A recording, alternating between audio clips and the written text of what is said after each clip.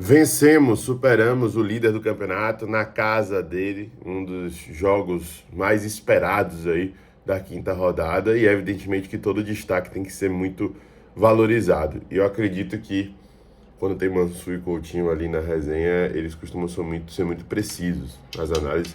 São dois profissionais que eu particularmente gosto bastante, e eles falaram muito bem sobre o Bahia nesse jogo contra o time do Botafogo, trazendo inclusive boas perspectivas. E eu gosto não só porque eles são bons comentaristas, né, na hora de discorrer, desenvolver a sua linha de raciocínio, mas também porque eles acompanham de perto o Bahia. Os dois, especialmente. Eu lembro que Mansur, naquelas lives lá de mercado do GE, ainda em janeiro, falava com muita propriedade sobre as questões do Bahia, porque ele estava acompanhando de perto, né? Assim como o Coutinho fazia o mesmo. O Mansur teve até um jogo que ele assistiu do Bahia na Fonte Nova esse ano, né? Ele desde então tem acompanhado de maneira mais profunda ainda, então são caras que têm muito embasamento para poder falar, muito repertório para poder discorrer sobre o Esquadrão de Aço. Dentre de todos os destaques, eu acho que o mais interessante da gente trazer aqui, vocês vão ver aí ao longo da análise, é a respeito de Jean Lucas, que é um cara que às vezes não é tão valorizado como os outros, porque não tem a genialidade talvez dos outros, mas tem 10 pulmões, esse cara corre o campo todo. E Mastroianni até fala isso, que em 2 jogos aí seguidos que o teve dentro de casa, tiveram 2 lances no final ali, já aos 40 e pouco, que ele pegou a bola e saiu correndo, mostrando que tinha muita disposição e gás ainda, né? Então é legal a gente trazer essa menção ao Jean Lucas. Inclusive a aspa aí é voltada para isso. Enfim, confira aí a análise do Redação Sport TV sobre esse jogo do Bahia, esse rendimento do Esquadrão e a segunda colocação do Tricolor de Aço. Veja aí.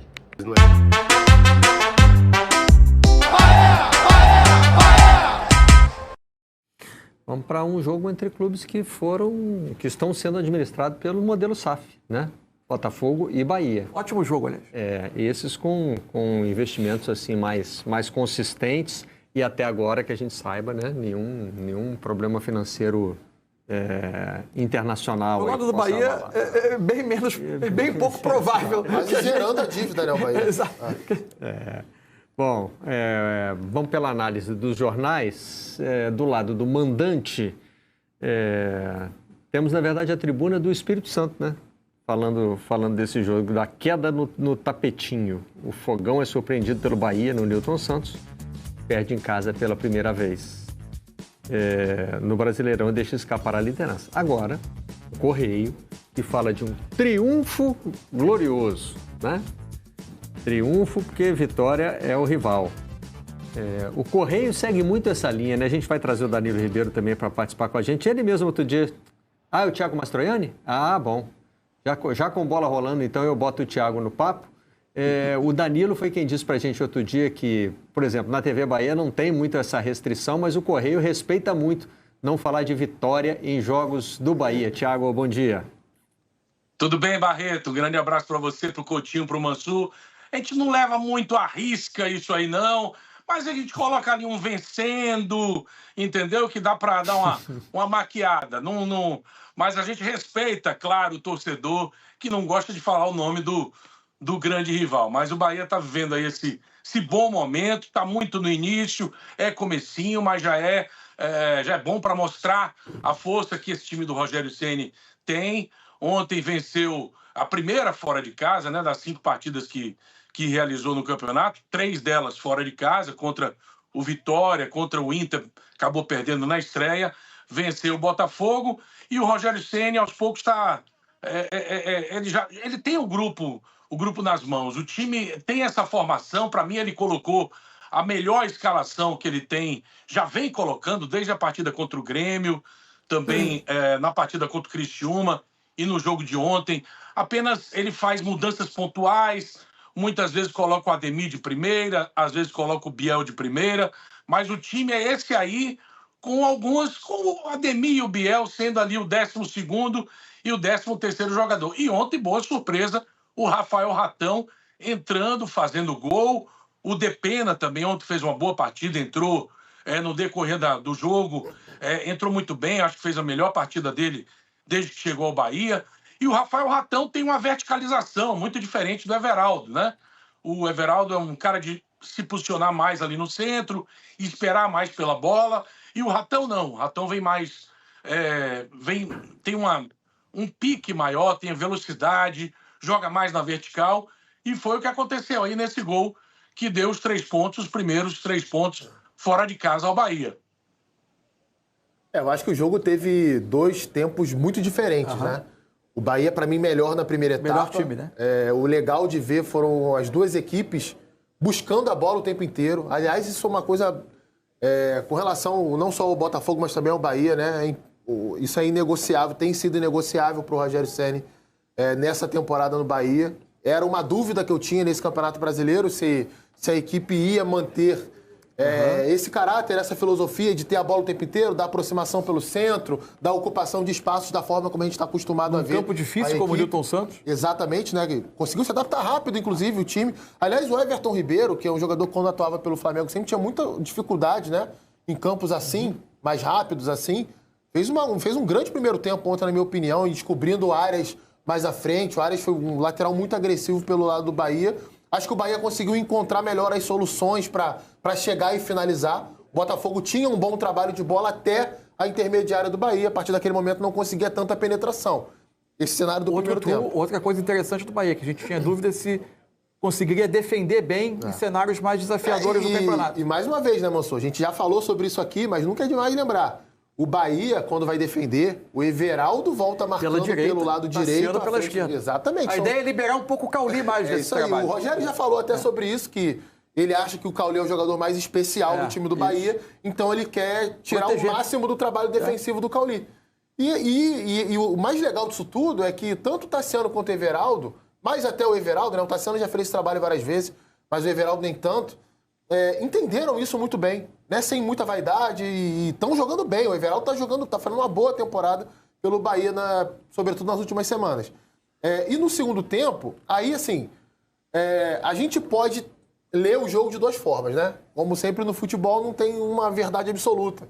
Primeiro, a melhora do Botafogo. Eu acho que com a entrada do Cuiabano pelo lado esquerdo e talvez um papo no vestiário ali, o Arthur Jorge consegue fixar melhor na mente dos jogadores a ideia de ter sempre os 2 laterais em amplitude e espetados no campo de ataque, de coordenar os movimentos pelo centro do campo.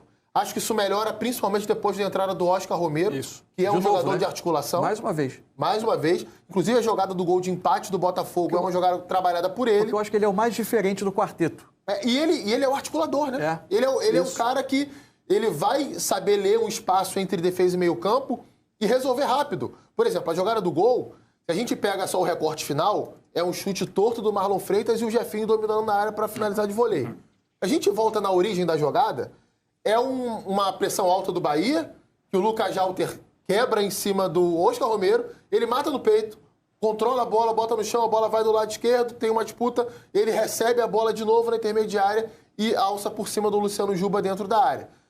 E aí tem o outro lado. O outro lado o Bahia deixou de fazer alguma coisa? O Rogério ontem na coletiva falou que, na visão dele, faltou ao time jogar depois que fez o primeiro gol. E aí eu fico na dúvida se é realmente só isso ou se tem a ver com a saída do Everton Ribeiro. O Everton Ribeiro sai muito no início do primeiro tempo. Mas o jogo já tinha mudado. No segundo tempo, eu acho. Quando o Everton Ribeiro sai. Também acho. Mas eu acho que o Everton Ribeiro em campo seria um argumento a mais para recuperar terreno. Eu acho que o Rogério está mais reagindo ao problema do que propriamente causando o problema. Agora, o Bahia tem uma questão para mim. A gente olha o primeiro tempo, ele tem alguns aspectos que são muito particulares desse time, né? Como ele acumula jogadores de bom passe, que gostam de se aproximar um do outro para trocar passe, juntar jogadores do meio. O Cauli sai da posição de dentro. O Jean Lucas às vezes abre um pouco pela esquerda, mas vem. E aí ele costuma gerar superioridade. Agora, é uma reunião de jogadores, quase todos eles que gostam da bola do pé. Pouco no espaço, né? E aí, primeiro que é um time que assume uma assimetria, né? Você tem sempre o Arias abrindo o campo pela direita, mas não necessariamente você tem alguém abrindo pela esquerda. Porque muitas vezes o Jean Lucas cai lá, ou eventualmente o Tassiano, o Juba fica um pouco mais na base, mas eventualmente aparece, mas às vezes não tem ninguém. O time fica muito dependente O único jogador que dá profundidade ao time é o Arias. Né? Perfeito, Mansur. Né? Perfeito seu comentário.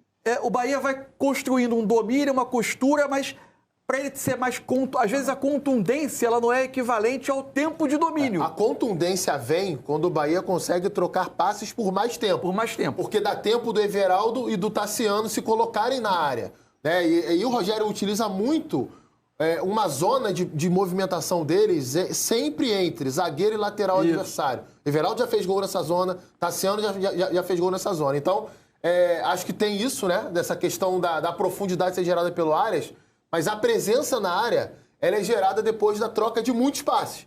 Talvez em ataques resolvidos mais rápidos o Bahia não consiga finalizar com tanta E aí, o que acontece? Quando vem o segundo tempo e o Botafogo pressiona melhor, o Bahia, a possibilidade do Bahia sair de trás tocando, ela fica mais desconfortável no jogo. O jogo muda de cara.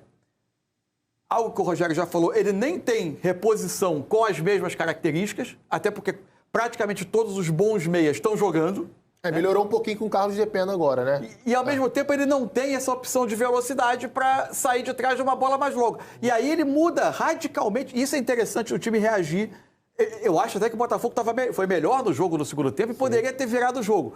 Mas é interessante ver um time que tem a possibilidade de terminar o jogo com uma característica de jogo tão diferente do que é o primeiro tempo dele. Eram uma trinca de meias com boa capacidade de vigor, de cobrir espaço, e na frente 3 jogadores de muita velocidade, para tentar dar ao jogo uma solução diferente, já que o Bahia vivia o momento mais difícil do jogo. Isso eu acho interessante. Agora, em jogos que o Bahia precisa renovar fôlego, mantendo um pouco a sua forma de jogar, é difícil encontrar meias iguais aos que iniciam. Ontem o Santiago fez uma partida... O Santiago, você destacava aí, ele fez uma partida muito boa, acho que a melhor desde que chegou. Você tocou no ponto aí, o protagonismo, muitas vezes, a gente concentra em cima do Everton Ribeiro, do Cauli, do Tassiano, que são jogadores de mais habilidade, mas muitas vezes a gente esquece do Jean Lucas, que é um jogador que tem um pulmão, fôlego. O Jean Lucas é impressionante, acho que foi no jogo contra o Grêmio. Pois não. No segundo gol do Bahia ontem, ele tem um papel fundamental atraindo o Gregory para fora da linha de defesa do Botafogo com o movimento. Não toca o pé na bola, mas é fundamental ali e é exatamente isso que o Thiago está citando. O pulmão dele, de se mexer, se movimentar o tempo todo, tinha quase 45 minutos ali e ele faz aquilo. Exatamente. Ele fez 2 jogadas no jogo contra o Grêmio, no jogo contra o Fluminense, aos 46 minutos, que eu acho que pouquíssimos jogadores fazem depois de jogarem 90 minutos. Umas jogadas pela esquerda, assim. E ontem, no gol do Ratão, ele está acompanhando. Se o Ratão quisesse ali, ou não tivesse a oportunidade, ele estava acompanhando no mesmo ritmo. Olha lá, ó. Ele está pela esquerda ali. Se o Ratão, sei lá, quisesse tocar para trás, alguma coisa, ou se ele perdesse, ele estava acompanhando a jogada, e isso já com 85 minutos de bola rolando. Jogador importantíssimo, Jean Lucas. Verdade. E é o do meio-campo, dentro disso que o Mansur cita dos jogadores que gostam da bola no pé, o que dá mais ritmo. Mais ritmo. Né? Ele tem condução também, ele ganha duelo, ele funciona em contra-ataque, ele marca firme. E ele se recuperou no Bahia, né? Sim. Verdade seja dita. Ele não faz uma boa temporada no Santos ano passado. Inclusive, isso influencia no valor da compra do Bahia. O Bahia faz um ótimo negócio porque compra o Jean Lucas. Entre aspas, na baixa, né? Exatamente. Eu não gosto de falar isso porque parece jogador que ele é mercadoria. Exatamente. Então, assim, o Jean Lucas, ele vale mais do que o Bahia comprou. Então foi um grande negócio. Um jogador jovem, jogador que dentro do futebol brasileiro se destaca muito. Tem um gol contra que ele faz no ano passado no Campeonato Brasileiro, que é coisa assim dos trapalhões. Vinha de uma temporada pelo Santos que parecia indicar que talvez, né? Poxa, voltando para o futebol brasileiro, chegou ali com expectativa no Santos, não deu certo. Será que... Né? Mas, na verdade... Chegou a ter um problema de indisciplina junto com o Marcos Leonardo na reta final do Campeonato Brasileiro do ano passado. A gente vai rodar o Ceni falando sobre banco. Depois eu vou trazer um raciocínio aqui que eu já tinha começado a jogar para vocês. Vamos lá.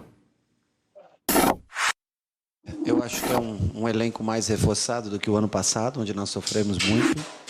Eu acho que muitas vezes você não tem a exata característica, por exemplo, nós não temos um Cauli na hora disso, mas a gente pode suprir com de outra maneira, por exemplo, posicionamento hoje com Biel, com Ratão e Ademir, um time que contragolpeia mais, que tem mais velocidade, né? O Depena, como você falou, entra na posição do Everton Ribeiro e consegue fazer uma jogada que decide praticamente o jogo.